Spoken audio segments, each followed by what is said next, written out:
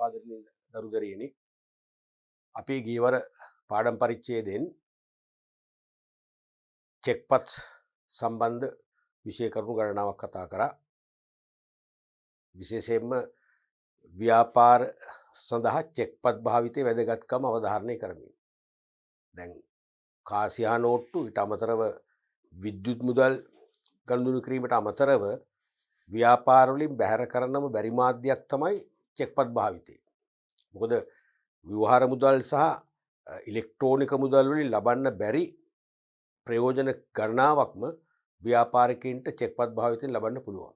ඒ නිසා අනිවාර්යයෙන්ම සෑම ව්‍යාපාරයක්ම කියන්නේ කුඩාම ව්‍යාපාරයක සිට විශාලතම ව්‍යාපාරයක් දක්වාම චෙක්පත් භාවිතයට විශාල නැඹුරුවක් දක්වනවා කියලා අපි අවධාරණය කළා. ඊට පස්සේ අපි ඒ චෙක්පත් වල මූලික වර්ග දෙකක් මතක ඇති වලට කතා කරා. දැන් ලෝකේ මිනිස්සු වර්ග දෙකයිනේ. ස්ත්‍රී පුරුෂ කියලා. ඒ වගේ ලෝකේ චෙක්පත් වර්ග දෙකයි තියෙන්නේ. මතකද දෙක? හාරක චෙක්පත්, ඇනවුම් චෙක්පත්. හාරක නැත්තම් විධාන චෙක්පත්. ඔබට මම පෙන්වුවා එදා චෙක්පතක ආදායකයාගේ නම ලියන තැන ඉස්සරහා තියෙනවා හෝ රැගෙන එන්නට ගෙවනු කියලා. එතකොට ආදායකයෙක් නම් කරලා අපි හිතමු නිමල් පෙරේරා හෝ රැගෙන එන්නට ගෙවනු කිව්වොත් එහෙම ඒක හාරක නැත්තම් ධාරක චෙක්පතක්. නිමල් පෙරේරා හෝ රැගෙන එන්නට ගෙවනු. ඒ කියන්නේ නිමල් පෙරේරා හෝ රැගෙන යන ඕනම කෙනෙකුට ගෙවන බැංකුව විසින් චෙක්පතට ගෙවනවා. ඒ නිසා මේක ඒ චෙක්පත අතිනත පවරද්දී නැත්තම් ගනුදෙනු කරද්දී පිටසන් කිරීමක් අවශ්‍ය වෙන්නේ නැහැ. දැන් මුදල් නෝට්ටුවක් අපි කාට හරි පවරනකොට කිසිදු අත්සනක් පිටසනක් ලිපියක් මගින් පවරා දීමක් කරන්නේ නැහැනේ. ඒ වගේම හුදු බාර දීමෙන් අයිතිය පවරන්න පුළුවන් කියලා කිව්වා. ඒ චෙක්පතේම රැගෙන එන්නට පදේ තනියරකින් පෑනින් කපා හැරියොත් ඒක විධාන චෙක්පතක් බවට පත් වෙනවා කියලා කිව්වා. රැගෙන එන්නට පදේ කපා හැරලා ඒ උඩින් විධානයට කියලා ලියන්න අවශ්‍ය නැහැ. මම පෞද්ගලිකව දැකලා තිනවා සමහර හැම ලියනවා. ලිව්ව කියලා වරදකුත් නැහැ. නමුත් ලියන්න අවශ්‍යත් නැහැ. ඇයි? හේතුව රැගෙන එන්නට පදේ තනියරකින් කැපුවම නීතිය සලකන්නේ එතන විධානයේ වචනේ තියෙනවා කියන එකයි. නිසා විධානය කියන එක ලියන්න අවශ්‍ය නැහැ. තේරුණානේ? අන්න එවැනි චෙක්පතක් දැන් නිමල් පෙරේරා හෝ විධානයට ගෙවනු කියලා චෙක්පතක් අනකලොත් ඒ චෙක්පත නිමල් පෙරේරා කාට හරි පවරනවා නම් නැත්නම් අන්සතු කරනවා නම් අනිවාර්යයෙන්ම එයාගේ නම චෙක්පත පිටුපස ලියලා අයිතිය බාර දෙන්න ඕනේ. ඒක තමයි පිටසම් කරනවා කියන්නේ. පවරන්නගේ නම බිල පිටුපස ලියලා අයිතිය පවරන එක. එහෙම කෙරුන්නේ නැත්නම් ඒක නීත්‍යානුකූල පැවරීමක් වෙන්නේ නැහැ. අනිත් එක මම කිව්වා හාරක චෙක්පතට වඩා විධාන චෙක්පතේ ආරක්ෂාවක් තියෙනවා. මොකද පිටසන තුලින්. දැන් මගේ නම තියෙන චෙක් එකක් මම බිල පිටුපස නැත්නම් චෙක්පත පිටුපස මගේ නම ලියලානේ බාර දෙන්න ඕනේ. ඒතර මගේම අත්තකුරෙන් ලියන්න ඕනේ. ඒ චෙක්පත ඔබ සොරකම් කරලා මම කරන විදියට ඔබේ අත්තකුරෙන් මගේ නම ලියුවට හරියන්නේ නැහැ. මොකද නෛතික ප්‍රශ්නයක් ඇති වුණාම රජයේ රස පරීක්ෂක දෙපාර්තමේන්තුවට යොමු කරලා අත්තකුරු පරීක්ෂකවරුන්ට යොමු කරාම සැබෑව හෙළි වෙනවා. මේ පිටසන කලේ සැබෑ ආදායකයද නැත්නම් ධාරකයාද වංචනිකයෙක්ද කියන එක. ඒ නිසා ආරක්ෂාවක් තියෙනවා කියලා එදා පැහැදිලිවම අපි ඉගෙනුව මේ කලින් පරිච්ඡේදය. මතකයිනේ? ඒකම අපි ඉගෙන ගත්ත මුදල් චෙක්පතක් ගැන මතකද? සමහර වෙලාවට අපට ආදායකයෙක් නම් කරන්න බැරි වෙන අවස්ථා තියෙනවා. එවැනි අවස්ථාවක අපට චෙක්පතේ උඩ හිස් තියන්න බෑ. ආදායකයාගේ නම ලියන තැන හිස් තැනක් තියන්න බෑ. ඒ වුණත් ඒක අසම්පූර්ණ චෙක්පතක්. තේරුණාද? අන්න එතනදී නමක් ලියන්න බැරි හේතුවක් තියෙනවා නම් අපි ලියන්නේ මුදල් කියලා. Cash check. ඒ මුදල් කියලා ලිව්වොත් කවදාකවත් රැගෙන එන්නට පද කපන්න බෑ. දැන් නිමල් පෙරේරා හෝ විධානයට කියන එක අර්ථයක් තියෙනවනේ. එක්කෝ නිමල් පෙරේරාට ගෙවන්න, එක්කෝ යා විධානය කරන කෙනාට ගෙවන්න. තේරුණාද? දැන් මුදල් චෙක්පතේ රැගෙන එන්නට කැපුවොත් මොකද වෙන්නේ? මුදල් හෝ විධානයට ගෙවනවා. එතන භාෂාර්ථයක් තියෙනවද? මුදල් හෝ විධානයට ගෙවනු. භාෂාර්ථයක් නැහැනේ. නිමල් හෝ විධානයට ගෙවනු භාෂාර්ථයක් තියෙනවා. එක්ක නිමල්ට එක්ක යා නම් කරන විධානය කරන කෙනාට ගෙවන්න.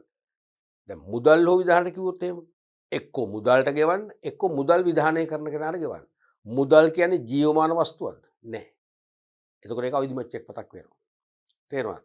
චෙක් ඉරෙගියුලර් කියලා නැත්නම් අවිධිමත් වන කර ඇත කියලා බැංකුවෙන් නගරු කරනවා. අන්න ඒක හොඳට මතක තියාගන්න. ඒත් එක්කම අපි කිව්වා නිතර විභාග ප්‍රශ්න වලට පිළිතුරු ලියනකොට ලියන්න වෙන පද දෙකක් මතකද?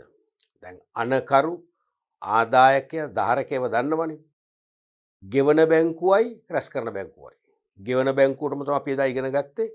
ගෙවන බැංකුවටම තමයි නිකුත් කළ බැංකුව. නැත්නම් නිකුතු බැංකුව. නැත්නම් අල්ලත් බැංකුව කියලා කියන්නේ. ඒ කියන්නේ ජංගම ගිණුම් හිමියාගේ බැංකුව. ජංගම ගිණුම පවත්වාගෙන යන බැංකුව තමයි ගෙවන බැංකුව කියන්නේ.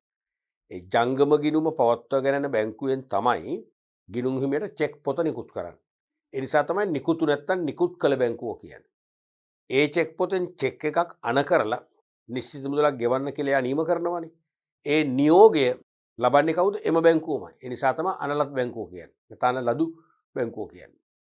ඒ චෙක් පත බැංකුවට ගියාම ගෙවන්නේ කවුද? එම බැංකුවමයි. ඒ නිසා තමයි ගෙවන බැංකුව කියන්නේ. මතකනේ ඒව හොඳට හුරු වෙන්න ඕනේ. මොකද ඒ ගෙවන බැංකුව රැස් කරන බැංකුව වචන පාවිච්චි කරලම උත්තර ලියන්න වෙන අවස්ථා අපි කීපෙම පෙන්නලා දුන්නා. රැස් කරන බැංකුව කියන්නේ මොකද්ද? යම් බැංකුවක ගිණුම් හිමියෙන් නිකුත් කරන චෙක් පතක් වෙනත් බැංකුවක ගිණුම් හිමියෙක් තමාගේ ගිණුමට රැස් කරන්න බැර කරන්න කියලා බාර දුන්නොත් ඒක තමයි රැස් කරන බැංකුව කියලා කිව්වේ. මතකයිනේ? එතකොට අපි ගිය පරිච්ඡේද වලින් කතා කරා ගෙවන බැංකුවට නැත්නම් නිකුත් කළ බැංකුවට ගෙවීම සඳහා චෙක් පතක් යොමු කරන ක්‍රම දෙකක් කිව්වා. මතකද? ගෙවන බැංකුවට චෙක් පතක් ගෙවීම සඳහා ඉදිරිපත් කරන ක්‍රම දෙකක්. දැන් මගේ ජංගම ගිණුම තියෙන්නේ ලංක බැංකුව ගාල්ල ශාඛාවේ නම් ගෙවන බැංකුව ලංක බැංකුවනේ. ඒතර මම ඕගොල්ලන්ට චෙක් නිකුත් කරනවා. ඔය චෙක් ලංක බැංකුවට යන ක්‍රම දෙකක් තියෙනවා. එකක් තමයි විවෘත චෙක් පතක් නම් රේඛනයක් නැත්නම් විවෘත චෙක් පතක් නම් ගෙවන බැංකුවේ කවුන්ටරයට ඔබ ඉදිරිපත් කරලා මුදල් ඉල්ලා සිටිනවා. ඒක තමයි එක ක්‍රමයක්. විවෘත චෙක් පතක් නම් ගෙවන බැංකුවේ කවුන්ටරය හරහා යොමු කරාම ගෙවනවා. රේඛිත චෙක් පතක් නම් මතකනේ රේඛිත චෙක් පතක් නම් ගෙවන බැංකුවේ කවුන්ටරයෙන් මුදල් ගෙවන්නේ නැහැ. වාණිජ්‍ය බැංකුවක යම් ජංගම හෝ ඉතිරි කිරීමේ ගිණුමකට වටිනාකම බැර කරගන්න ඕනේ. එතකොට මම රේඛනය කරපු චෙක් එකක් ඔබට දුන්නොත් ඔබේ ජංගම ගිණුම තියෙන්නේ සම්පත් බැංකුව මීගමු ශාඛාවේ නම් ඔබ සම්පත් බැංකුවේ මීගමු ශාඛාවට හෝ ඕනෑම ශාඛාවකට දැන් දන්නවනේ ඕනෑම ශාඛාවකට දෙන්නත් පුළුවන් දැන්. දුන්නම ඒක සම්පත් බැංකුවෙන් චෙක්පත් නිෂ්කාශනාගාරය හරහා යොමු කරනවා මගේ බැංකුවට ලංක බැංකුවට. එතකොට තමයි චෙක් පතර ගෙවන්න සල්ලි තියෙනවද? අනකරු මිය ගිහිල්ලාද? අනකරු ගෙවීම් නවත්තලාද? චෙක් පත සම්පූර්ණ හා විධිමත් ලෙස අන කරලා තියෙනවද කියලා බලලා සලකලා බලලා මගේ බැංකුව ඒකට ගෙවන්න. ගෙවනවා කියලා මුදල් මාරු කිරීමක් කරන්නේ ඕකේ කරලා ආපහු එවනවා. එව්වම තමයි ඔබේ ගිණුමට මීගමු ශාඛාවේ සම්පත් බැංකුවේ ගිණුමට ඒක බැර කරන්නේ. අපි ඒකට කියන්නේ රේඛිත චෙක් පතක් නම් ගිණුමක් හරහා යොමු කිරීම. නැත්නම් නිෂ්කාශනයේ හරහා යොමු කරාම තමයි ගෙවන බැංකුවෙන් ගෙවන්නේ. ඒ වගේ චෙක් පතක් ගෙවන බැංකුවට ගෙවීම සඳහා ක්‍රම දෙකකින් ඉදිරිපත් වෙනවා. විවෘත චෙක් පතක් නම් ගෙවන බැංකුවේ කවුන්ටරයේ වෙතින් යොමු වෙනවා ගෙවීමට. රේඛිත චෙක් පතක් නම් ගිණුමක් හරහා යොමු වෙනවා ගෙවීම සඳහා. මතකයිනේ? ඒත් එක්කම අපි විශේෂයෙන් අවධාරණය කළා චෙක්පත් රේඛනය. අපි මේ පරිච්ඡේදයෙන් පස්සේ විභාග ප්‍රශ්න ගණනාව කතා කරනවා. එතකොට තේරෙයි රේඛනයට මොනතරම් වටිනාකමක් මොනතරම් බර තැබීමක් උසස් පෙළ ව්‍යාපාර අධ්‍යයනයේ ප්‍රශ්න පත්‍රය තුල සෑම වසරකම ඒ කියන්නේ වසරක් දෙකක් නෙවෙයි සෑම වසරකම බර තැබීමක් කරනවා. අඩුම ගාන එක ප්‍රශ්නයක්වත් අහනවා. රේඛනය ගැන අවබෝධයක් තියෙන්න ඕනේ. මතකනේ? රේඛනයේ ප්‍රභේද දෙකක් කතා කරා. සාමාන්‍ය රේඛනය විශේෂ රේඛනය. සාමාන්‍ය රේඛනය කියන්නේ චෙක්පත මතු පිට සරල සමාන්තර රේඛා දෙකක් ඇඳීම. විශේෂ රේඛනය කියන්නේ චෙක්පත මතු පිට බැංකුවක නමක් ලිවීම. සරල සමාන්තර රේඛා දෙකක් සහිතව වෙන්න පුළුවන් රහිතව වෙන්න පුළුවන්. ඒක අත්‍යවශ්‍ය නැහැ. ඒ නිසා අපි අවධාරණය කරගන්න ඕනේ දැනුත් සාමාන්‍ය රේඛනයක අත්‍යවශ්‍ය අංග ඇහුවොත් විභාගයට කීපසරක් ඇහුවානේ. අත්‍යවශ්‍ය අංග කියලා බහුවචනෙන් ඇහුවත් තියෙන්නේ එක උත්තරය මොකද්ද? සරල සමාන්තර රේඛා දෙකක්. විශේෂ රේඛනයක අත්‍යවශ්‍ය අංග කියලා බහුවචනෙන් ඇහුවත් ඒක වචනෙන් ඇහුවත් උත්තරේ ඒක වචනේ මොකද්ද? බැංකුවක නම. මතකනේ? ඔය රේඛන දෙකේදීම වෙන්නේ මොකද්ද? සාමාන්‍ය රේඛනයකදී වෙන්නේ ගෙවන බැංකු කවුන්ටරේ මුදල් ගෙවන්නේ. රේඛනය කළ වහාම සිදුවන පළවෙනි නෛතික ප්‍රතිඵලය තමයි ගෙවන බැංකුවේ කවුන්ටරයෙන් මුදල් ගෙවීම ආදායකයට උදාහරණයක් මුදල් ගෙවීම නවත්තනවා. දෙවන ප්‍රතිඵලය මොකක්ද? ඕනෑම වාණිජ බැංකුවක ඇති ජංගම හෝ ඉතුරුම් ගිණුමකට ඒ වටිනාකම බැර කරව ගන්න පුළුවන්. ඒතර ටිකක් දිනක් දෙකක් තුනක් ප්‍රමාද වෙනව සල්ලි වෙන්නේ. එච්චර වෙන්නේ. හැබැයි ආරක්ෂාවක් තියෙනවා. ඇයි? වංචාකරුවෙක් චෙක්පත වංචා කරලා වංචාකරුගේ ගිණුමට බැර කරගත්තත් ගෙවන බැංකුවෙන් අපිට අහන්න පුළුවන් කාගේ ගිණුමටද මේ චෙක්පත බැර කළේ කියලා. එයා හඳුනගෙන එයාව නීති රැහැන්ට පහසුවෙන් හසු කරගන්න පුළුවන්. ඒ නිසා ආරක්ෂිතයි. විශේෂ රේඛනයකත් පළවෙනි ප්‍රතිඵලය මොකද්ද? ගෙවන බැංකුවේ කවුන්ටරෙන් ගෙවන්නේ නැහැ. එහෙනම් රේඛන දෙකේදීම පළවෙනි ප්‍රතිඵලය සමානයි. ගෙවන බැංකු කවුන්ටරේ මුදල් ගෙවීම නවත්තනවා. විශේෂ රේඛනයක දෙවන ප්‍රතිඵලය තමයි රේඛනයේ සඳහන් බැංකුවක් වෙන්න ඕන. ඕනම වාණිජ බැංකුවක් බෑ. රේඛනයේ සඳහන් වෙන්නේ හැටන් නැෂනල් බැංකුව නම් හැටන් නැෂනල් බැංකුවේ ඕනෑම ශාඛාවක ඇති ගිණුමකට පමණක් වටිනාකම බැර කරන්න පුළුවන්. ඒකෙත් ආරක්ෂාව තියෙනවා. පැහැදිලිනේ? ඒත් එක්කම විශේෂ අවධානයක් අපි යොමු කරා රේඛනයට ඇතුළත් කරන විශේෂ පද දෙකක් ගැන. එකක් ගනුදෙනු කළ නොහැක වගන්තිය. නැත්තම් not negotiable කියන ක්ලෝස් එක. අනිත් එක තමයි ආදායකගේ ගිණුමට පමණි කියන වගන්තිය. නැත්තම් account pay only කියන ක්ලෝස් එක. ඕකෙන් ආදායකගේ ගිණුමට පමණයි කියලා වගන්තියක් ඇතුළත් කරන්න පුළුවන් එක්කෝ සාමාන්‍ය රේඛනයක් තුලට එක්කෝ විශේෂ රේඛනයක් තුලට. රේඛනයක් නොමැතිව චෙක්පත මතුපිට ආදායකගේ ගිණුමට පමණයි කියලා ලියන්න බෑ. ලියන්න පුළුවන් ඉතින්නේ පෑන තියෙනවා නම් අත තියෙනවා ලියන්න පුළුවන්. නමුත් ඒක වළංගු නෑ. ඒක වළංගු නෑ. ඒක කිසිදු රේඛනයකට අයිති වෙන්නේ නෑ. ඒක අවිධිමත් චෙක්පතක් බවට පත් වෙනවා. අනිවාර්යයෙන්ම ওই විශේෂිත පද වගන්ති රේඛනයක් තුල ඕන ඇතුළත් කරන්න. එහෙමනම් ආදායකගේ ගිණුමට පමණයි කියලා වගන්තියක් ඇතුළත් කළොත් රේඛනයක් තුලට ඒකේ තේරුම රැස් කරන බැංකුවට මතක තියාගන්න ගෙවන බැංකුව නෙවෙයි කිසියම් චෙක්පතක් ගිණුමකට රැස් කරන්න බාර ගන්න බැංකුවට උපදේශයක් දෙනවා. ඒකේ මොකද්ද උපදේශය? චෙක්පතේ නම සඳහන් ආදායකයාගේ ගිණුමකටම පමණක් මේ චෙක්පතේ වටිනාකම බැර කළ යුතු බවට. ඒතර ගෙවන බැංකුවට ප්‍රධාන වගකීමක් ඇති වෙනවා. මොකද්ද? නම සඳහන් ආදායකයාගේ ගිණුමටම පමණක් වටිනාකම බැර කරන්න. පැහැදිලිනේ? ඒතර ඒක කාටවත් වංච කරන්න බෑ. කාටවත් ගනුදෙනු කරන්නත් බෑ. චෙක්පතින් පස්සේ ගනුදෙනු කරන්න බෑ. මොකද තේරුමක් නැහැ. මොකද නම තියෙන්නේ මෙරිල් පෙරරා කියලා කෙනෙකුට නම් මෙරිල් පෙරරා ගිණුමටම විතරයි කියන්නේ. එහෙනම් කිසිදු වංචාකරුවෙක් එම චෙක්පත සොරකම් කළාට වැඩක් වෙන්නේ නැහැ. ඒගොල්ලෝ ඒ සොරකම් කරන කෙනාට නිකන් කඩදාසි කැබැල්ලක් පමණයි. එයාට ඒකේ අගය ලබා ගන්න කිසිදු විකල්පයක් ලෝකේ කොහෙවත් රටක ලැබෙන්නේ නැහැ. පැහැදිලිනේ? එහෙනම් වංච කරන්න බෑ කාටවත්. උපරිම ආරක්ෂාව. අනිත් එක තමයි ගනුදෙනු කළ නොහැක not negotiable කියන වගන්තිය. ඒ කියන්නේ එම චෙක්පත අනිත් චෙක්පත් වගේම දසදහසක් දෙන අතේ වුණත් හෝමාරු කරන්න ගනුදෙනු කරන්න පුළුවන්. ගනුදෙනු කළ නොහැක කියන එකේ මතු පිටින් පෙන්න අර්ථ නෙවෙයි තියෙන්නේ. ගනුදෙනු කළ නොහැක කියන්නේ ගනුදෙනු කරන්න බෑ නෙවෙයි පුළුවන්. එකම දේ චෙක්පත් වංචාවක් වුණොත් ඒ වංචාවෙන් පස්සේ ඒ චෙක්පතේ වටිනාකම කාටවත් හිමි වෙන්නේ නැහැ. තේරුණාද? හෙවත් ගනුදෙනු කළ නොහැක වගන්තිය සහිත චෙක්පතක් නම් ඒ චෙක්පත පවරන්නේ මම නම් මට තියෙන්නේ සොරයිතියක් නම් ඔබට ලැබෙන්නේ සොරයිතිය. ඔබ හොඳ හිතින් ගනුදෙනුවක් සඳහා පවරව ගන්නව වෙන්න පුළුවන්. ඒ වුණත් ඔබට පිරිසිදු නීත්‍යානුකූල අයිතියක් ලැබෙන්නේ නැහැ. මොකද පවරන්නාට ඇත්තේ සොරයිතියක් නම් පැවරුම් ලාභියට ලැබෙන්නේ සොරයිතිය. පවරන මට තියෙන්නේ පිරිසිදු ඇත්ත අයිතියක් නම් පවරා ගන්න ඔබට ලැබෙන්නේ මොකද්ද? ඇත්ත අයිතිය. එහෙමනම් ඒක අර්ථය එකයි චෙක්පත පවරන්නාට ඇති හිමිකමට වඩා වැඩි හිමිකමක් පැවරුම් ලාභියාට ලැබෙන්නේ නැහැ. ඒ කියන්නේ සොරකමක් කළොත් ඉන්පස්සේ කාටවත් අයිති වෙන්නේ නැහැ. ඒකෙත් ආරක්ෂාව. හැබැයි ඒ චෙක්පත අතිනත ගනුදෙනු කරන්න පුළුවන්. සොරකමක් නොවන තාක්කල් නීත්‍යානුකූලව චෙක්පත අතිනත පවරලා හිමි කරගන්න පුළුවන්. එතන මම කිව්වා ඒ වගන්ති දෙකක්ම පාවිච්චි කරන්න හේතුවක් කිව්වනේ. එකක් තමයි අතිනත ගනුදෙනු කිරීමේ නිදහසට බාධාවක් නොකර.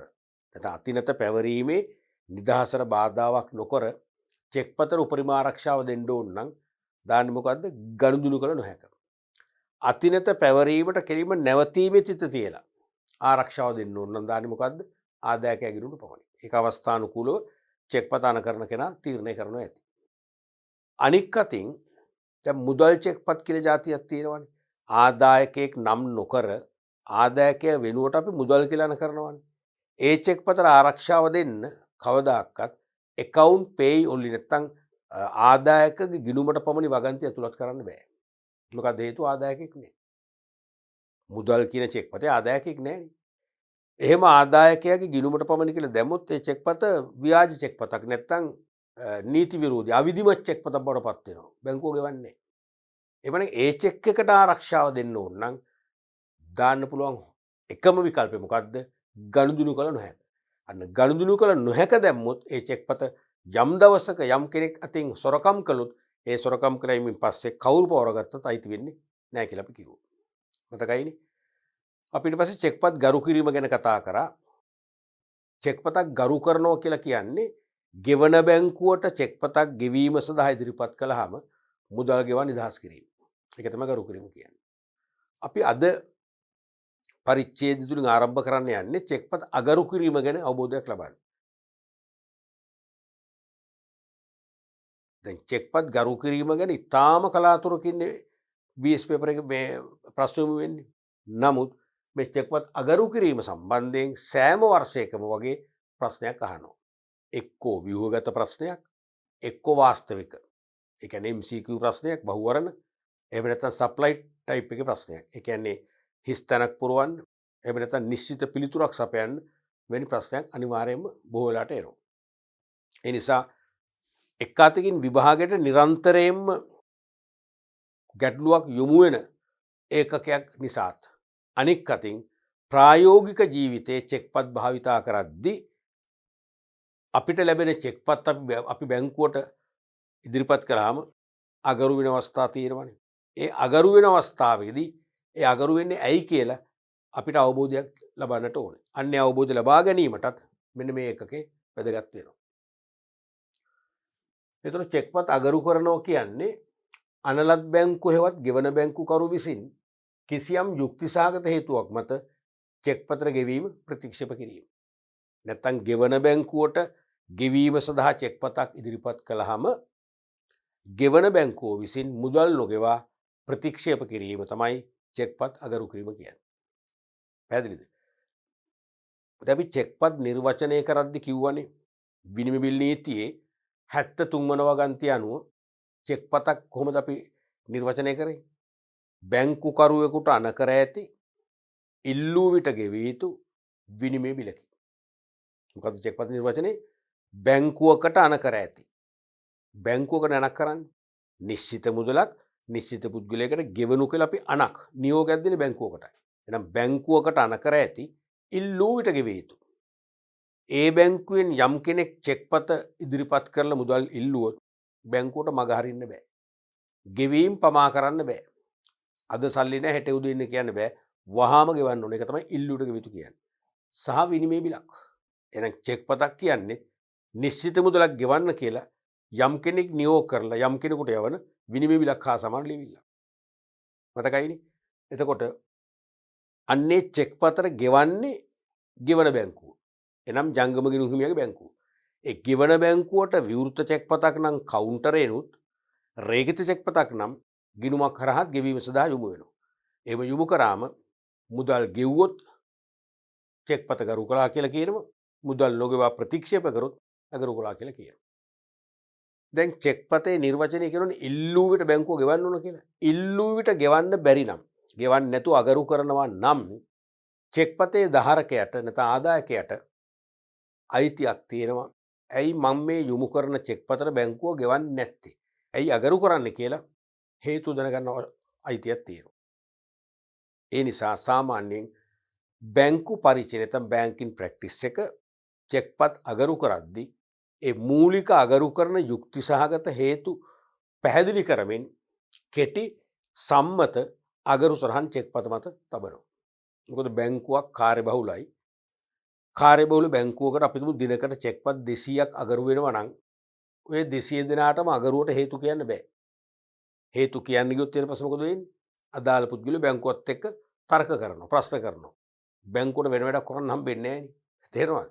ඒ නිසා චෙක් පතක් අගරු කරනකොට බැංකුව නිසල්මනේ ඉඳගෙන ඒ අගරුවට යුක්ති සහගත හේතුවක් ඉතාම කෙටියෙන් ඇතුළත් කරනවා චෙක් පත මත රතු තීන්තෙන්. අන්න ඒකත් මතක කරන්න එපා. රතු පෑනෙන් නෙවෙයි රතු තීන්තෙන්. රතු පෑන උනත් නිල් පාටින් ලියවෙන්න පුළුවන්. රතු තීන්තෙන් තමයි වගන්තිය තුලත් කරන්නේ. ඒක එංගලන්ත බැංකු පරිචයෙන් ආපු සම්ප්‍රදායක්. එංගලන්ත බැංකු පරිචයම තමයි ලංකාවේ බැංකු පරිචයලත් තියෙන්නේ. තේරුණාද? අගරුවට හේතු ඉතාම කෙටියෙන් සරලව කාටත් තේරෙන භාෂාවෙන් එක්ක සිංහල භාෂාවෙන් නැත්නම් ඉංග්‍රීසි භාෂාවෙන් නැත්නම් ද්‍රවිඩ භාෂාවෙන් භාෂා තුනෙන් ඕනම එකකින් අවශ්‍යතාවය මත ඇතුළත් කරන රතු තීන්තිය.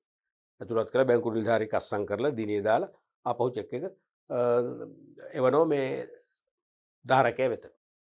දැන් චෙක් එකත් අපිට තේරුම් ගන්න නිෂ්කාශනයට ගියන් පස්සේ චෙක්පත් භෞතිකව දැන් බැංකු වලට යන්නේ නැහැ. චෙක්පතේ ඉමේජ් එක නැත්නම් ඡායාගත පිළිඹුව කොපි එකක් තමයි යන්නේ.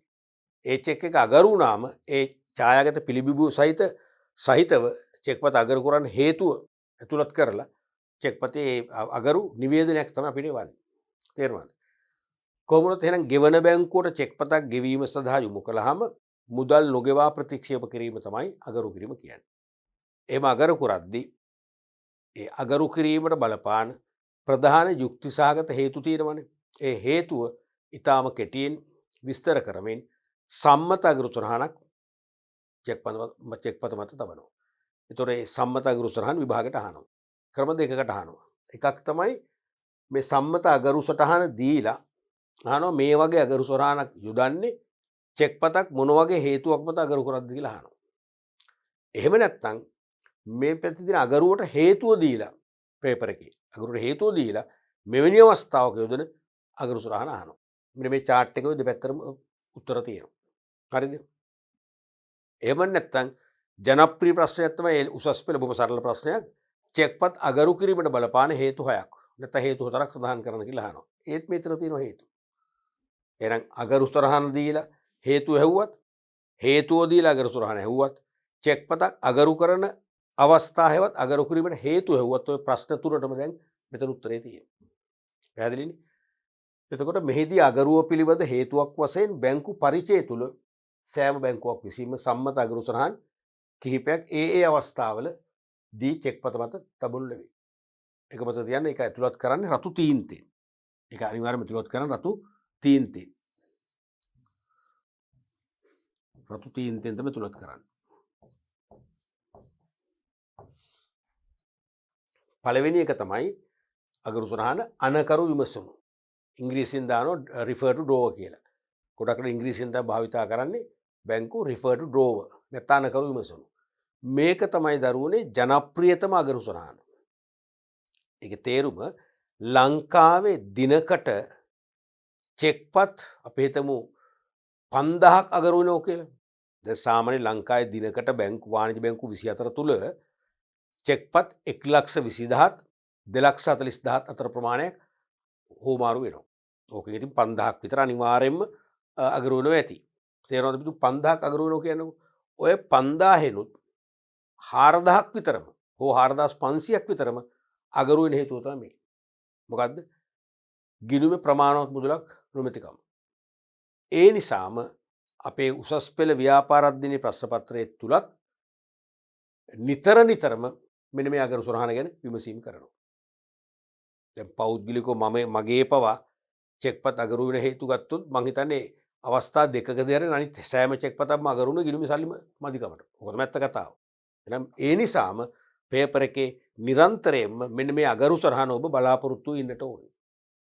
එතකොට චෙක්පත් ගැන පුංචි හරි අවබෝධයක් තියෙන අය දන්නවා චෙක්පතේ අගරු නිවේදනය අපිට අගරු නිවේදනයක් නෙන්නේ චෙක්පත භෞතික වෙන්නේ නැහනේ.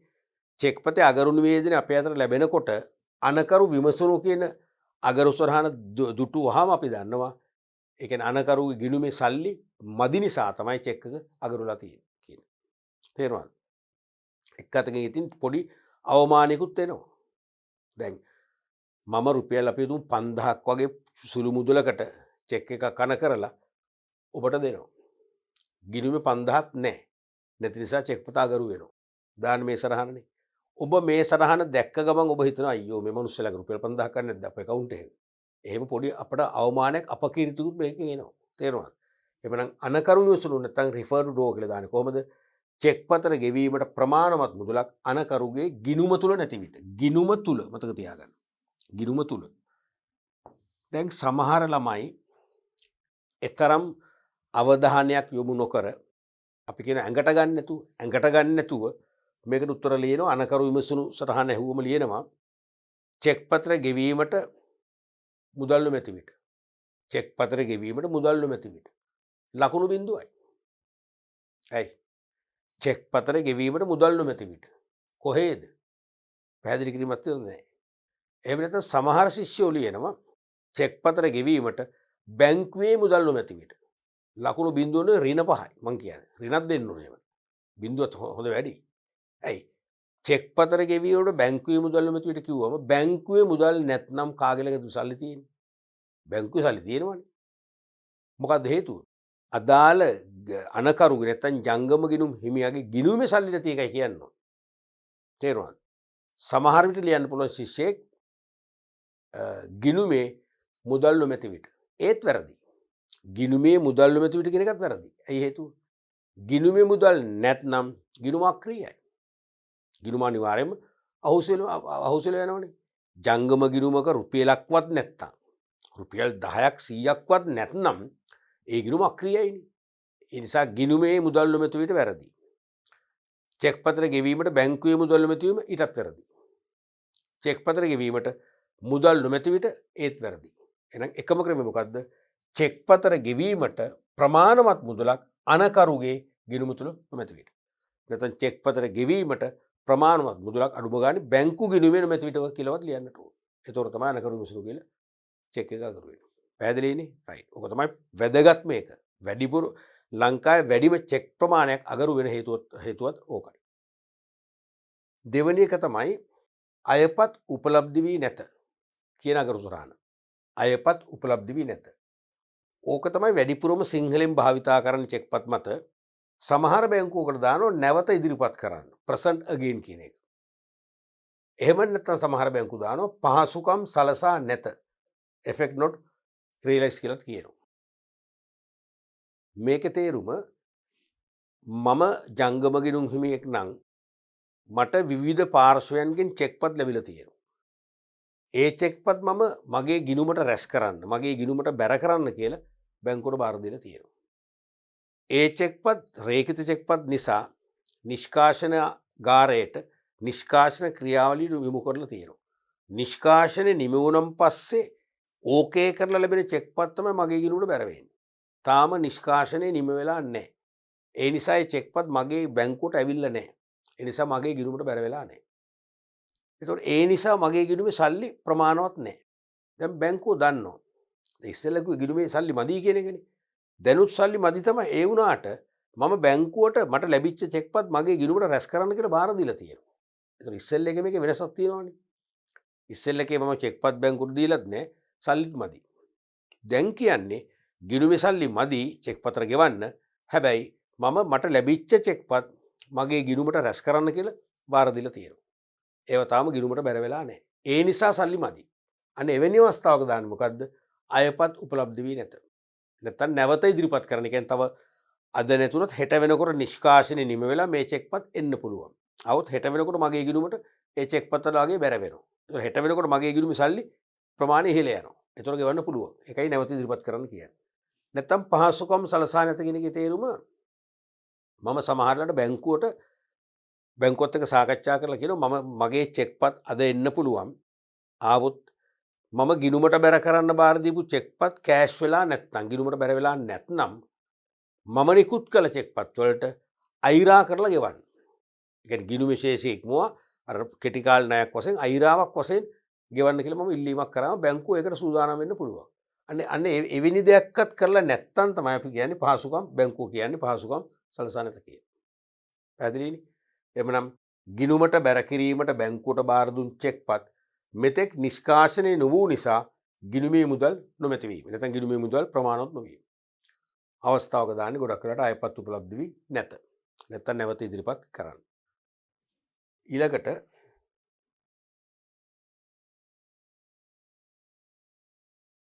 තුන්වෙනි එක තමයි අනකරුගේ අත්සන අප ළඟ ඇති ආදර්ශයෙන් වෙනස් වේ. අනකරුගේ අත්සන අප ළඟ ඇති ආදර්ශයෙන් වෙනස්ය. Drawer's signature differs from our specimen. Drawer's signature differs from our specimen. මේ කියන්නේ ජංගම ගිණුමක් විවෘත කිරීම ගැන අපි කතා කරා පළවෙනි පාඩම් පරිච්ඡේදයේ මේකට අදාළව. මතක ඇති ජංගම ගිණුමක් විවෘත කරනකොට නියමිත අයදුම් පත්‍රයේ මැදහරිය කොටසක් වෙන් කරලා තියෙනවා ගිණුම් හිමියාගේ ආදර්ශ අස්සන බැංකුවට බාර දෙන්න. ආදර්ශ අස්සන තබල බැංකුවට බාර දෙන්න. එම අත්සන තමයි ගිණුම් හිමියා ජංගම ගිණුම පවත්වාගෙන යන තාක්කල් ඒ ජංගම ගිණුම මත අනකරන චෙක්පත් මත තබන්නට ඕන. බැංකුවට බාර දීපු ආදර්ශ අස්සනයි චෙක්පත් වල අස්සනයි 100%ක්ම ටැලි වෙන්න ඕන, සමාන වෙන්න ඕන. එහෙම නැත්නම් බැංකුව ගෙවන්නේ නැහැ. ඇයි? මගේ චෙක් පොත ඔබ වංච කරලා ඔබ විසින් ගහන අස්සනක් වෙන්න පුළුවන්. මගේම ආරක්ෂාවට තමයි බැංකුව ඒ චෙක් පත් වලට ගෙනගෙව අගරු කරන්නේ. පැහැදිලිද? අන්න එහෙමනම් අනකරු චෙක් පතේ තිබූ අත්සන බැංකුව සතු ඇති ඔහුගේ ආදර්ශ අත්සනින් වෙනස් වූ විට බැංකුව මුදල් නැගුව ප්‍රතික්ෂේප කරනවා. ඒතර මොකක්ද දාන්නේ? අනකරුගේ අත්සන අප ළඟ ඇති ආදර්ශයෙන් වෙනස් කියලා අගරු කරනවා. පැහැදිලිනේ? ඊළඟට හතරවෙනි එක තමයි අකුරෙන් සහ ඉලක්කමෙන් සඳහන් මුදල වෙනස් කියලා අගරු සරහනක් තියෙනවා. අකුරෙන් සහ ඉලක්කමෙන් සඳහන් මුදල වෙනස්ය. Amount in words and figures differs. Amount in words and figures differs. ඒ කියන්නේ චෙක් පතෙහි අකුරෙන් සහ ඉලක්කමෙන් ලියා ඇති වටිනාකම් අසමාන නම් බැංකුව ගෙවන්නේ නැහැ. ගෙවන්න බෑනේ. අපි හිතමු අකුරෙන් ලියනවා රුපියල් ලක්ෂයක් පමණ කියලා. ඉලක්කමෙන් ලියනවා 10,000 10,000ක් කියලා. කතන්දර දෙකක්නේ, ගෙවන්න බෑ. ගෙවන්න බෑ. සාමාන්‍යයෙන් මේට කාලයකට පෙර බැංකුව එවැනි අවස්ථාවක අකුරෙන් ලියු වටිනාකම ගෙව්වා. දැන් අකුරෙන් තියෙනවානේ රුපියල් ලක්ෂයක් පමණ කියලා. ඉලක්කමෙන් තියෙන 10,000යිනේ. තේරුණාද? අකුරෙන් ලියන වටිනාකම ගෙව්වා. ඒකෙත් ක්‍රමය මොකද්ද? අකුරෙන් ලියන වටිනාකම අඩු වගයක් නම් තමයි ගෙව්වේ.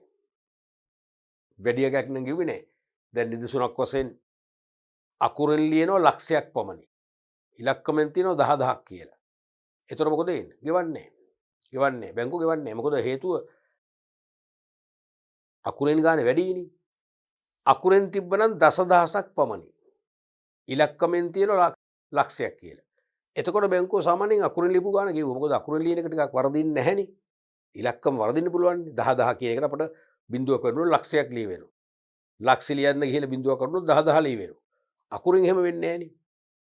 නමුත් දැන් වර්තමානයේ වන විට බැංකුව කොහෙත්ම ගෙවන්නේ නැහැ. අකුරෙන් සහ ඉලක්කමෙන් වටිනාකම අසමාන නම් ගෙවන්නේ බැංකුව චෙක්පත අගරු කරනවා. එතකොට දාන්නේ මොකද්ද? අකුරෙන් සහ ඉලක්කමෙන් සඳහන් මුදල වෙනස් කියලා අගරු කරනවා. පැහැදිලිනේ? ඊළඟ එක තමයි වෙනසකට අනකරුගේ තහවුරුව අවශ්‍යයි. වෙනසකට අනකරුගේ තහවුරුව අවශ්‍යයි. නැත්නම් වෙනසට අනකරුගේ තහවුරුව අවශ්‍යයි කිව්වොත් හරි. For alteration requires drawer's signature. For alteration requires drawer's signature. මේ කියන්නේ චෙක්පතේ දිනය, එක්ක වටිනාකම, එක්ක ආදායකේ නම ආදී වෙනසක් කර ඒ අසල අනකරුගේ සම්පූර්ණ අසන තබා නැත්නම් චෙක්පත අගරු කරනවාමයි. දැන් මම චෙක්පත අනකරු කියන්නකෝ. මම චෙක්පත ලියන්න යනවා. අපි හිතමු කමල් පෙරර කියන කෙනෙකුට. කමල් පෙරර වෙනුවට මට ලියවෙන්න පුළුවන් සමහරට කමිල පෙරේර කියලා. කමිල කියලත් මගේ කස්ටමර් කෙනෙක් ඉන්නවා. කමල් කියලාත් තියෙනවා. කමිල පැටලෙන්න පුළුවන්. කමල් වෙනුවට කමිල පෙරේර කියලා ලියනවා. පස්සේ ලියලා ඉවරුනන් පස්සේ මට තේරෙනවා මගෙන් වරදක් වුණා. මම මොකද කරන්නේ? කමිල කියන වචනේ තනේරකින් කපලා ඒ උඩින් කමල් කියලා ලියලා ඒ අසල මගේ ආදර්ශ අස්සන දාලා සාතික කරන්න මේ වෙනස කලේ මම බව ඔප්පු කරන්න බැංකුවට මං අස්සන දාන්නට ඕනේ. එහෙම අස්සන දාලා නැත්නම් තමයි චෙක් එක අගරු කරන්නේ. වෙනසට නැත්නම් වෙනසකට අනකරුගේ තහවුරු අවශ්‍යයි කියන. පැහැදිලිනේ? එක්ක දිනේ කපලා හදන්න පුළුවන්. එක්කෝ වටනාකම ඉලක්කමින් ලියු වටනාකම වැරදි. ලක්ෂ වෙනුට ලියවුණු 10,000 ආයි කපලා ලියන ලක්ෂේ. එක්කෝ ආදායක නම වෙනස් වුණා. ඒ මොන වරදක් කළත් මොන වරදක් නිවැරදි කළත් ඒ අසල මගේ ආදරසස්සන තබන්න ඕනේ. නැත්තම් මොකද වෙන්නේ? බැංකුව දානවා වෙනසට අනකරුගේ තහවුරුව අවශ්‍යයි. නැත්නම් වෙනසකට අනකරුගේ තහවුරුව අවශ්‍යයි කියලා සම්මත අගරු සටහනක් දාලා චෙක් පත අගරු කරනවා. පැහැදිලිනේ? ඊළඟට විකල චෙක් පතකි චෙක් මුටිලේටඩ් විකල චෙක් පතේ කියලා අගරු සටහනක් තියෙනවා. ඒක ලේසි. ඒ කියන්නේ මොකද්ද? චෙක් පත ඉරිලා නම් පොඩි වෙලා නම් බොඳ වෙලා නම් අපැහැදිලි වූ චෙක් පතක්. ඉරි පොඩි වී බොඳ වී ගියපු විකෘති වෙච්ච පැහැදිලි වෙච්ච චෙක් පතක් නම් බැංකුව ගෙවන්නේ නැහැ. එතකොට කෙලින්ම දානවා චෙක් පත විකල චෙක් පතක් කියලා. නැත්නම් විකල චෙක් පතකි. චෙක් මුටිලේටඩ් කියලා අගරු කරනවා. පැහැදිලිනේ? ඊළඟට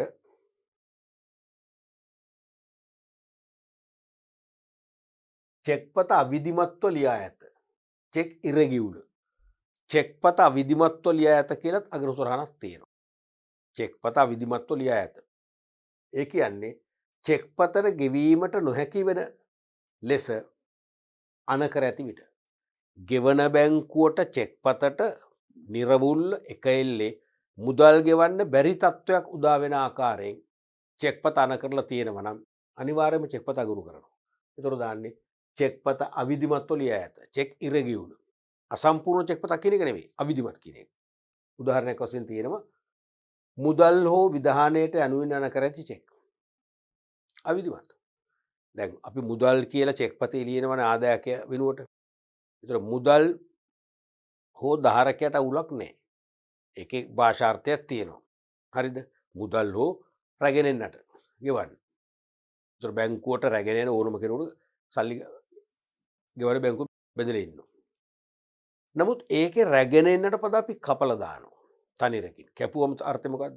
මුදල් හෝ විධානයට ගෙවන. මුදල් කියන්නේ ජීවමාන වස්තුවක් නෙවෙයි. ජීවමාන පුද්ගලික නමක් නෙවෙයිනේ. දැන් නිමල් හෝ විධානයට ගෙවනු. ජීවමානයි අර්ථවත්. එක්කෝ නිමල්ට ගෙවන්න, එක්කෝ නිමල් විධානය කරන කෙනාට ගෙවන්න. දැන් මේක කියන්නේ එක්කෝ මුදල්ට ගෙවන්න, එක්කෝ මුදල් විධානය කරන කෙනාට ගෙවන්න. මුදල් කියන්නේ ජීවමානද? නෑ. භාෂාර්ථයක් නෑ. විකෘති, අවිධිමත්. අන්න බැංකුවට ගෙවන්න හැකියාව ලැබෙන්නේ නෑ. එවැනි මොහොතක බැංකුව දාන්නේ මොකද්ද? චෙක් පත අවිධිමත්ව ලියා ඇත. නැත්නම් චෙක් පත අවිධිමත්ව අනකර ඇත ඒත් හරි. එක්කෝ චෙක් පත අවිධිමත්ව ලියා ඇත. එහෙම නැත්නම් චෙක් පත අවිධිමත්ව අනකර ඇත. ඒත් හරි. චෙක් පත අවිධිමත්ව අනකර ඇත. චෙක් පත අවිධිමත්ව අනකර ඇත.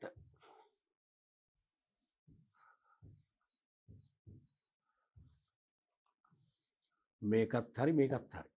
පැහැදිලිද? එතකොට මතක තියාගන්න එකෙන් මම නැවත නැවත කියනවා මුදල් කියලා අනකරන චෙක් පතක් කවදාකවත් විධාන වෙන්නේ නැහැ.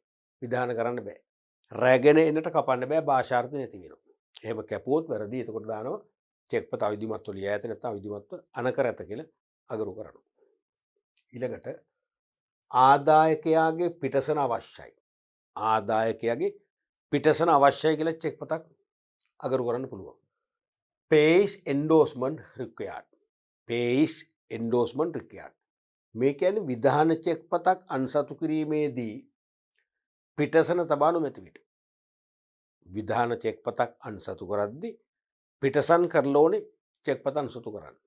පිටසන කරන්න අමතක වෙලා හුදු බාර දීමෙන් පැවරලා තිබුණොත් එහෙම ගෙවන බැංකුවට චෙක් පත ගෙවීම සඳහා ඉදිරිපත් කරාම මුදල් ගෙවන්නේ නැහැ. නොගෙවා ප්‍රතික්ෂේප කරනවා, අගරු කරනවා. එතකොට දාන අගරු සරහන තමයි මේ. උදාහරණයක් වශයෙන් අපි හිතමු බන්දුල වර්ණපුර හෝ විධානයට ගෙවනු. බන්දුල වර්ණපුර හෝ විධානයට ගෙවනු කියන චෙක් පතේ බන්දුල වර්ණපුර මම නම් මම මේ චෙක් පත ගනුදෙනුවක් පියවන්න ඔබට පවරා දෙනවා නම් චෙක් පත පිටුපස මගේ මත් අකුරෙන් බන්දුල වර්ණපුර කියලා ලියලා ඔබට සන්තකේ බාර දෙන්න ඕනේ. එහෙම දීලා නැති බව පේනව ගෙවන බැංකුවට චෙක් පත ගියාම. හරිද? දැන් විධානයිනේ. විධාන චෙක් පතක් බව දුටුවාම බැංකු කවුන්ටරේ ඉන්න නිලධාරීන් බලනවා අනිත් පැත්ත හරවලා පිටසන තියෙනවද නැහැ. එහෙමනම් ගෙවන්නේ. මොකද හේතුව විධාන චෙක් පතක් නීත්‍යානුකූලව වෙනත් කාට හරි අයිති වෙන්න නම් පිටසන අවශ්‍යයි. පිටසනෙන් තමයි අයිතිය පැවරීම වෙන්නේ. එහෙමයි නීති හැදලා තියෙන්නේ. නීති හදලා තියෙන්නේ. තේරෙනවද? එහෙමනම් විධාන චෙක් පතක් අන්සතු කිරීමේදී පිටසන තබා නොමැති නම් අනිවාර්යයෙන්ම අගරු කරන උතර දාන්නේ ආදායකයාගේ පිටසන අවශ්‍යයි. pays endorsement required කියලා අගරු කරන්න. පැහැදිලිනේ? ඊළඟට කතිකාව ඉක්මවා ඇත. කතිකාව ඉක්මවා ඇත. එහෙම නැත්නම් විධිවිධාන ඉක්මවා ඇත. කතිකාව එක්කෝ විධානයේ නැත්නම් එක්කෝ කතිකාව ඉක්මවා ඇත, එක්කෝ විධිවිධාන ඉක්මවා ඇත, එක්කෝ විධානය දීපු විධානය ඉක්මවා ඇත. ඒත් හරි. exceeds arrangements කියලා ඉංග්‍රීසියෙන් දාන්න. මේ කියන්නේ ලබාගත් බැංකු අයිරා සීමාව ඉක්මවා චෙක් පත් අන කර ඇති විට. එක්කෝ ලබාගත් නැත්නම් ලබා දුන්. නැත්නම් බැංකුව අනුමත කළ එක්කෝ බැංකුවෙන් අපි ලබාගත්ත නැත්නම් බැංකුව අපිට ලබා දුන් නැත්නම් බැංකුව අනුමත කරන ලද අයිරා සීමාවත් ඉක්මවා චෙක් පත් අන කරොත් බැංකුවට ගෙවන්න බෑ. අගරු කරනවා. උදාහරණයක් වශයෙන් මගේ ගිණුමේ තියෙන ශේෂය ඉක්මවා තව අමතර රුපියල් ලක්ෂ 5ක් දක්වා චෙක් පත් නිකුත් කරන්න මට අවසරයක් දීලා තියෙනවා. ඒ කියන්නේ ලක්ෂ 5ක අයිරා පහසුකමක් දීලා තියෙනවා. ඒතර ගිණුමේ සල්ලි නැතත් ලක්ෂ 5ක් දක්වා මම නිකුත් කරන චෙක් පත් වලට බැංකුව ගෙවනවා.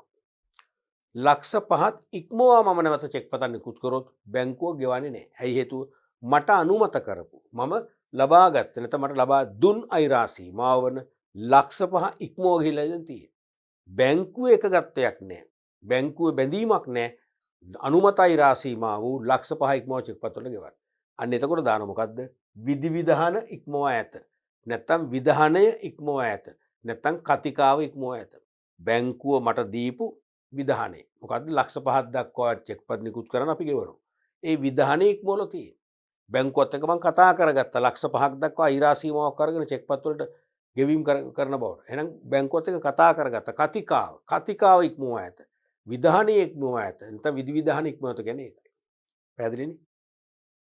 ඊළඟට අනකරු ගෙවීම අත්හිටුවා ඇත. අනකරු ගෙවීම අත්හිටුවා ඇත. payment stop by drawer. payment stop by drawer. මේ කියන්නේ අනකරු ලිඛිත විධානයක් මගින් නිකුත් කළ චෙක් පතකට ගෙවීම අත්හිටුවා ඇති විට. දැන් අනකරු මම නම් මම චෙක් පතක් මගින් මගේ බැංකුවට අනක් කරනවා නිශ්චිත මුදලක් නිශ්චිත පුද්ගලයෙකුට හෝ ධාරකයට හෝ විධානයට ගෙවන්න කියලා. මට අයිතියක් තියෙනවනේ. ඒ වගේම මට ඕන නම් බැංකුවට ඊට පස්සේ ප්‍රතිනියෝගයක් දෙන්නත් පුළුවන්. රීಓඩර් එකක්. මොකද්ද? අසවල් අංකය දරන චෙක් පතර ගෙවන්න එපා කියලා. මමමයි චෙක් පතෙන් බැංකුවට නියෝගයක් කළේ මුදල් ගෙවන්න කියලා. යම් හේතුව සාධාරණ හේතුවක් මත මට බලය තියෙනවා ඒ චෙක් පතර ගෙවන්න එපා කියලා නැවත බැංකුවට නියෝගයක් දෙන්න. එහෙම අනකරු වශයෙන් මම බැංකුවට ගෙවන්න එපා කියලා නිවේදනයක් කළොත් නියෝගයක් දුන්නොත් බැංකුවට ගෙවන්න බලයක් නැහැ. අනිවාර්යයෙන්ම ගෙවන බැංකුව එම චෙක් පත අගරු කරනවා. අගරු කරත් දාන සම්මත අගරු කරනවා තමයි අනකරු ගෙවීමත් හිටුවා ඇත. එතකොට ඔබ නම් මේ චෙක් පතේ ධාරකයා ඔබ දැනගන්නවා අනකරුත් එක්ක ගිහිල්ලා ඒ ප්‍රශ්න විසඳගන්න. පැහැදිලිනේ? ඊළඟට යල්පිනු චෙක් පතකි. නැත්නම් කල්ගත වූ චෙක් පතකි. එහෙම නැත්නම් කාලය ඉක්ුත් වී ඇත. චෙක් ස්ටේල්ලෝ නැත්නම් වැලිඩිටි එක්ස්පයර්ඩ් කියලා මේක දාන්න පුළුවන්. වැලිඩිටි එක්ස්පයර්ඩ්. වැලිඩිටි එක්ස්පයර්ඩ්. validity expired.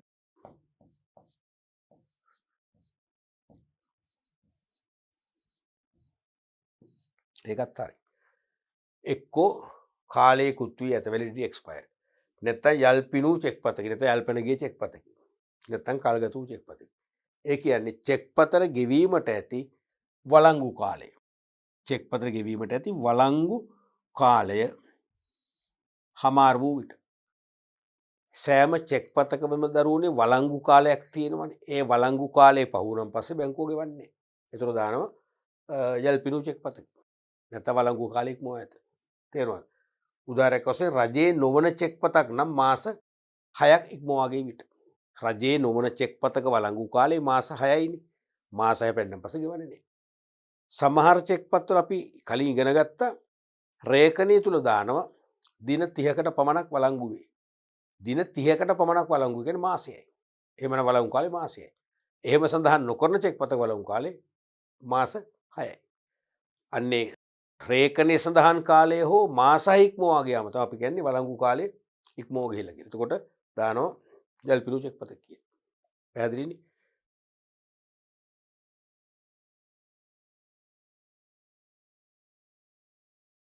දොළොස්වෙනි එක තමයි ඉදිරි දාතම් චෙක් පතකි. නැත්නම් මතු දින දරන චෙක් පතකි. චෙක් පෝස්ට් ඩේටඩ් කියලා දාන ඉංග්‍රීසියෙන්. මේ කියන්නේ අපි දන්නවා චෙක් පත් අන කරනකොට ඉස්සරහා දිනයක් සහිතව අන කරන්න පුළුවන්. එහෙම අන කරන සම්ප්‍රදායක් තියෙනවනේ. මගේ ගිණුමේ දැනට සල්ලි ප්‍රමාණවත් නැත්නම් චෙක් පතර ගෙවන්න ගිණුමට තව දින කීපයකින් සල්ලි වැටෙනවා. ඒක මම දන්නවා. ඒ වෙනකන් ගෙවීම් පමා කරගන්න අපි තුමු දැන් අපි ඉන්නේ අද අගෝස්තු මාසේ පළවෙනිද කියලා. එහෙනම් මම දානවා අගෝස්තු 10 වෙනිදා. අගෝස්තු 10 වෙනිදා ඩේට් එක දැම්මොත් ඒක මතු දින දරන චෙක් පතක්. ඉදිරි දාතම් චෙක් පතක්. ඒතකොට අද අගෝස්තු 1නේ.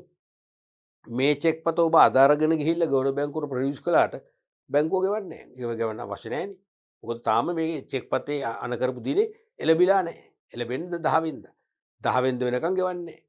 10 වෙනිදාන් පෙර ගෙවන බැංකුවට චෙක් පත ගෙවීම සඳහා ඉදිරිපත් කළොත් අනිවාර්යයෙන්ම ගෙවන බැංකුව චෙක් පත අගරු කරනවා. ඒතර දාන්නේ මොකද්ද? ඉදිරි දාතම් චෙක් පතක නැත්තම් මතු දින දරන චෙක් පතක නැත්තම් මතු දාතම් චෙක් පතක කියලා අගරු කරනවා. හරිනේ?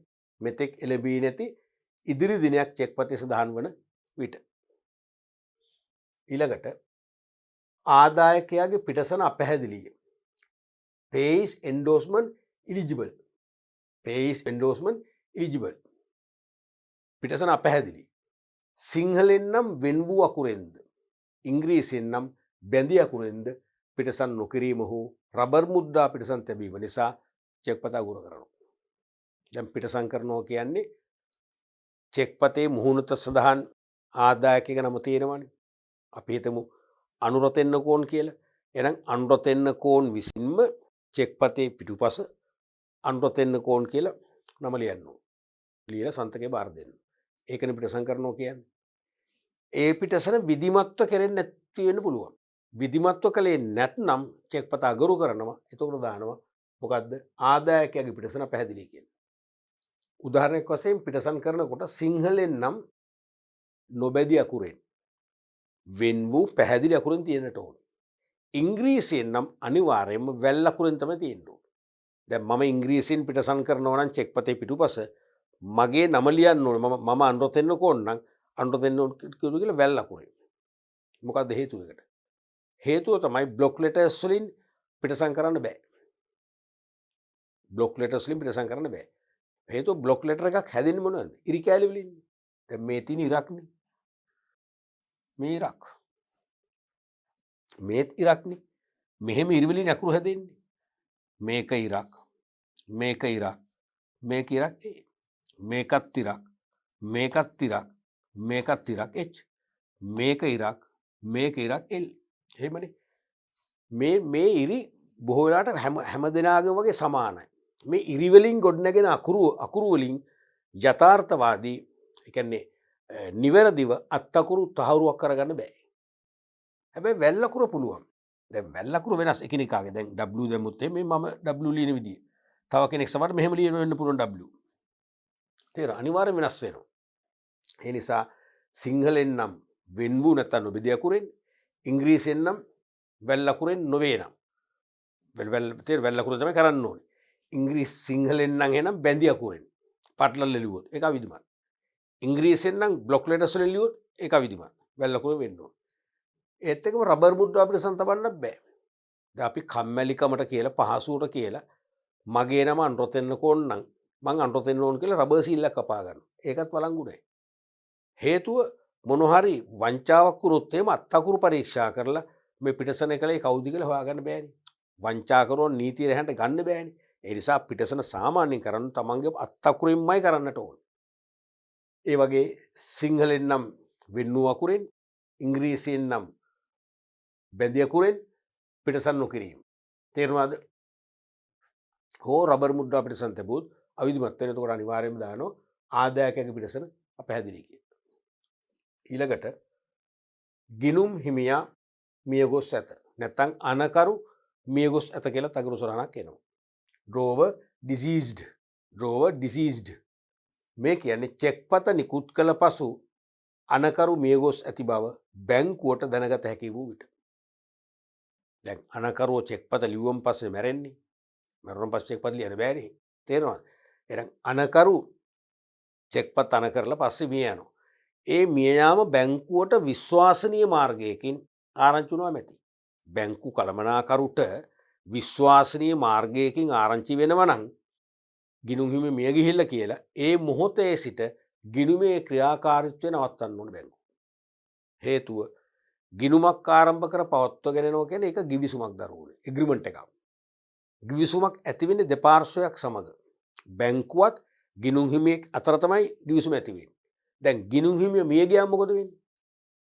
එක පැත්තක් මිය ගිහිල්ලා. බැංකුව මිය යන්නේ නැහැ නේ. තේරෙනවද? එහෙනම් මිය නොගිය දෙපක්ෂයක් අතර ගිවිසුම ඇති වෙන්නේ.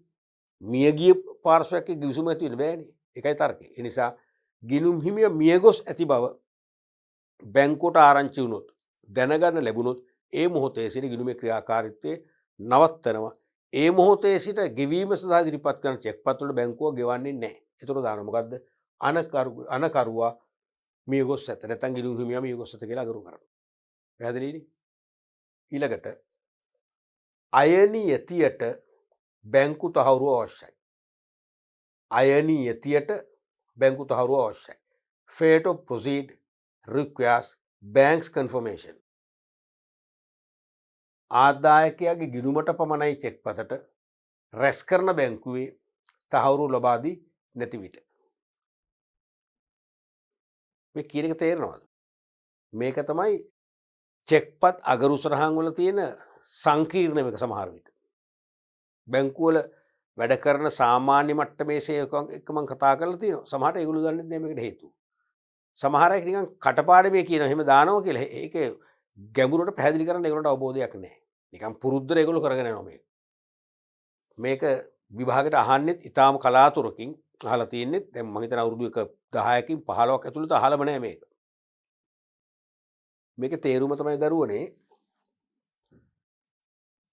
දැන් මෙහෙම දේවල් වෙනවනේ.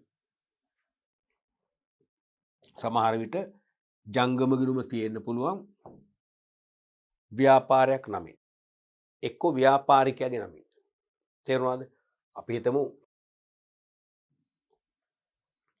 හිතමු කරන්ට් account එක තියෙනවා ජංගම ගිණුම රංග නමින්. රංග කියලා කෙනෙක්ගේ නමින්. ජංගම ගිණුමක් තියෙනවා. හරිද? චෙක් එකක් නිකුත් කරනවා රංගගේ ව්‍යාපාරය නමින්. මෙයා ව්‍යාපාරිකයෙක්. ව්‍යාපාරය තමයි අපි හිතමු මෙයාගේ ව්‍යාපාරය අපි හිතමු නුරානි ස්ටෝර්ස් කියලා. නුරානි ස්ටෝර්ස්. හරිද? එහෙනම් නුරානි ස්ටෝර්ස් කියලා ලියනවා. චෙක්පත. ලියලා ඕකේ රේඛනයක් කරනවා ආදායකගේ ගිණුමට පමණයි.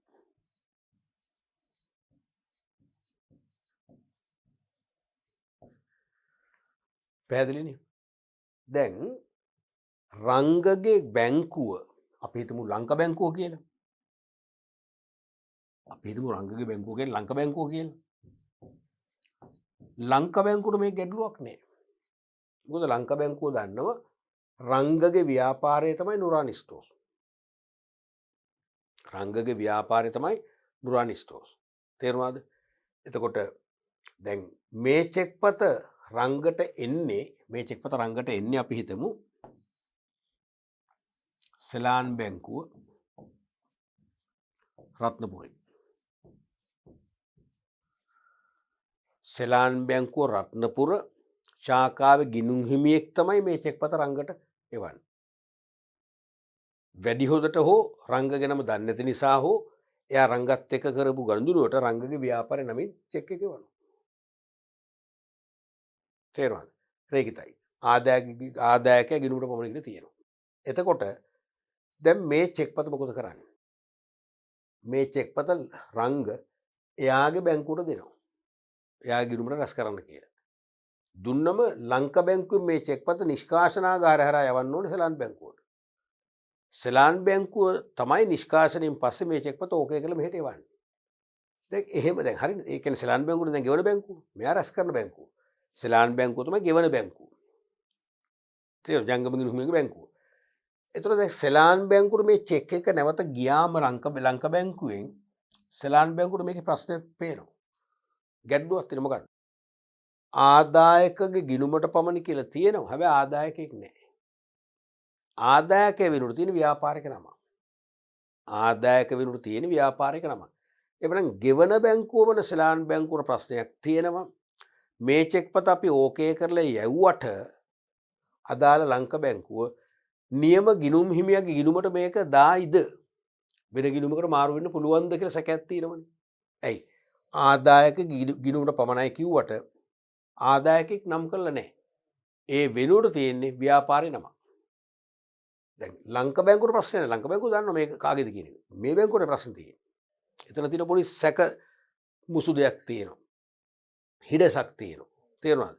ඔන්න ඔය අවස්ථාවේ තමයි සෙලාන් බැංකුව මේ චෙක් පත අගරු කරන්නේ. කෝකටද? සුරක්ෂිත ආරක්ෂාව සඳහා. අගරු කරද්දී දාන මොකද්ද? අයනියතියට බැංකුකරුගේ තහවුරු අවශ්‍ය වේ. අයනියති. මෙතන අයනියතිය කියන්නේ අර සැකය වෙනස. තේරුණේ? මේ කියන්නේ ආදායකගේ ගිණුමට පමණයි වගන්තියේ තිබුණා වුණත් ආදායකයෙක් නම් නොකර ව්‍යාපාරික නමින් අණ කරලා තියෙන නිසා මේක සැබෑ ගිණුමටම බැර වෙයිද කියන අවිනිශ්චිතතාවය තමයි මේ අයනියතිය කියලා කියන්නේ. තේරෙනවද? අයනියතියට බැංකුකරුගේ තහවුරුව අවශ්‍ය වේ. තේරෙනවද? එහෙම දාලා අගරු කරනවා. ඒ නිසා සාමාන්‍යයෙන් බැංකු පරිචය බැංකින් ප්‍රැක්ටිස් එක අනුව වෙන්නේ මේ චෙක් පත ලංකා බැංකුවෙන් අරහෙට ගෙවීම සඳහා යොමු කරනකොටම ලංකා බැංකුව දානවා අයනියතිය සහතික කරමි. අයනියතිය සහතික කරමි කියලා වාක්‍යයක් ලියලා බැංකුකරුව අස්සම් කරලා දිනේ දාලා තමයි යවන්නේ. ඒ කියන්නේ ලංකා බැංකුව අර බැංකුවට ඇති වෙන්න පුළුවන් සැකේ නැති කරනවා. අපි මේ චෙක් පතේ සැබෑ ගිණුම හඳුනගෙන තියෙන්නේ. ඔබ මේ චෙක් පතින් අපට ඕකේ කරලා ලිව්වොත් ගෙවීම් කළොත් අපි නියම ගිණුමට බැර කරන්න තේරුම් අරන් ඉන්නවා කියන අර්ථ තමයි දෙන්නේ. අයනියතිය සහතික කරමි. fate of proceed confirm කියලා ඉංග්‍රීසියෙන් දාලා යවනවා. එතකොට ප්‍රශ්නයක් නෑ. මේකට රක් ගාලා ගෙවනවා. එහෙම දාන්න අමතක වෙච්ච හෝ අතපසු වෙච්ච සෑම අවස්ථාවකම ගෙවන බැංකුව දානවා අයනියතියට බැංකුකරු තහවුරු අවශ්‍ය වේ කියලා. පැහැදිලිද? එතකොට ඔක දාන්නේ මේ ආදායකයා ගිණුමට පමණ කියලා රේඛනයක් තියෙනවා නම් සහ ආදායකෙක් නැතුව ව්‍යාපාර නමක් තියෙනවා. ඕක අනිත් පැත්තත් වෙන්න පුළුවන්. ගිණුම තියෙනවා ව්‍යාපාරේ නමින්. එතකොට චෙක් පතේ ලියනවා ව්‍යාපාරිකයා ගැන රංග කියලා. ඒත් ඔය ප්‍රශ්නේ එන්න පුළුවන්. එක රංග කියලා ලියනවා. ඒත් ඔය ප්‍රශ්නේ එන්න පුළුවන්. හරිද? එබැවින් කෙටියෙන් මතක තියාගන්න ආදායකගේ ගිණුමට පමණ වගන්තිය රේඛනයක තියෙනවා නම් රැස් කරන බැංකුවෙන් ගෙවන බැංකුවට චෙක් පත යවනකොට රැස් කරන බැංකුවෙන් ගෙවන බැංකුවට චෙක් පත යවනකොට අයනියතිය සහතික කරමි කියලා සටහනක් දාලා උනේ යවන්න. එහෙම නොමැති හැම වෙලාවෙම මොකද වෙන්නේ?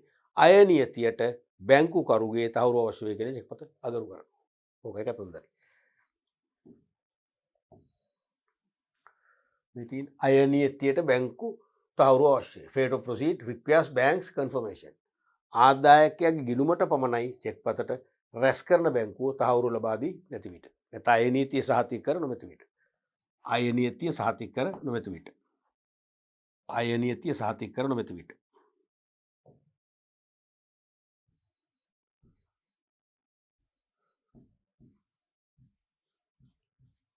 අයනියතිය සහතික කර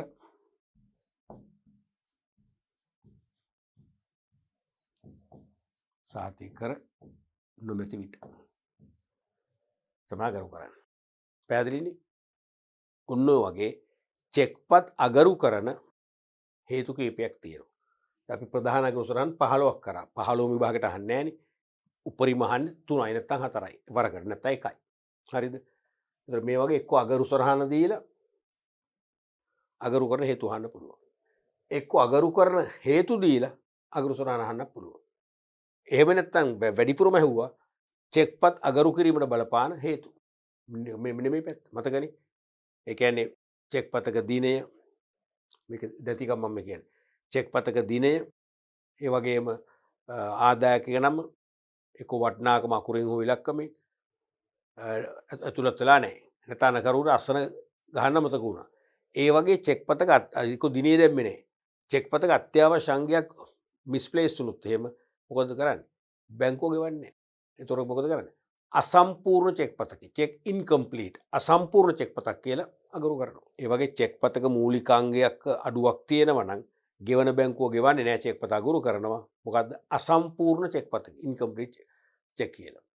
ඒ වගේම අර මුදල් කියලා අන කරපු චෙක්පතක රැගෙනට කපලා නම් ඒත් ගෙවන්නේ නැහැ. මොකද්ද? අවිධිමත්ව අන කර ඇත. නැත්නම් අවිධිමත් චෙක්පතක. චෙක් ඉරෙගියුලර් කියලා අගරු කරනවා. චෙක්පතර ගෙවීමට ප්‍රමාණවත් මුදලක් නොමැති නම් අනකරු විමසනු කියලා අගරු කරනවා. ගිණුමට බැර කිරීමට බාර දුන් චෙක්පත් නිෂ්කාශනය නොවීම නිසා ගිණුමට අය නැත්තම් මුදල් ලැබිලා නැති නිසා ප්‍රමාණවත් මුදලක් නැත්නම් මොකද්ද? අයපත් උපලබ්ධ වී නැත. නැත්තම් නැවත ඉදිරිපත් කරන්න කියලා අගරු කරනවා. ගිණුම් හිමිය මිය ගිහිල්ලා කියලා බැංකුවට ආරංචි වුණොත් ගෙවන්නේ නැහැ අගරු කරනවා. එහෙම නැත්තම් චෙක්පතේ දිනේ ඉදිරි දිනයක් නම් තාම මේ දිනේ ලැබිලා නැත්තම් අනිවාර්යයෙන්ම අගරු කරනවා මතු දාතම් චෙක්පතක් කියලා. චෙක්පතක් ඉරීලා පොඩි වෙලා බොඳ වෙලා විකෘති වෙලා තියෙනවා ඒත් ගෙවන්නේ නැහැ. අගරු කරනවා විකල චෙක්පතක් කියලා. මතකනේ? ඔන්න වගේ හේතු ගණනාවක් මත චෙක්පත අගරු කිරීම වෙනවා. මම හිතන්නේ වටිනාම ඒකකයක් තමයි මේ සාකච්ඡා කළේ. මේක විභාගයට වගේම ජීවිතයටත් ඔබට වැදගත් වෙනවා. එතකොට දරුවනේ ඔය වගේ හේතු කීපයක් නිසාම චෙක්පත අගරු කිරීම වෙනවා. හොඳට මතක තියාගන්න මේකෙන් අනිවාර්යයෙන්ම ප්‍රශ්නයක් බලාපොරොත්තු වෙන්නම ඕනේ ඔයගොල්ලෝ. හරිනේ? එතකොට අපි ඉදිරි පරිච්ඡේදයේදී චෙක්පත් නිෂ්කාශනය සම්බන්ධ පාඩම සාකච්ඡා කරන්න බලාපොරොත්තු වෙනවා.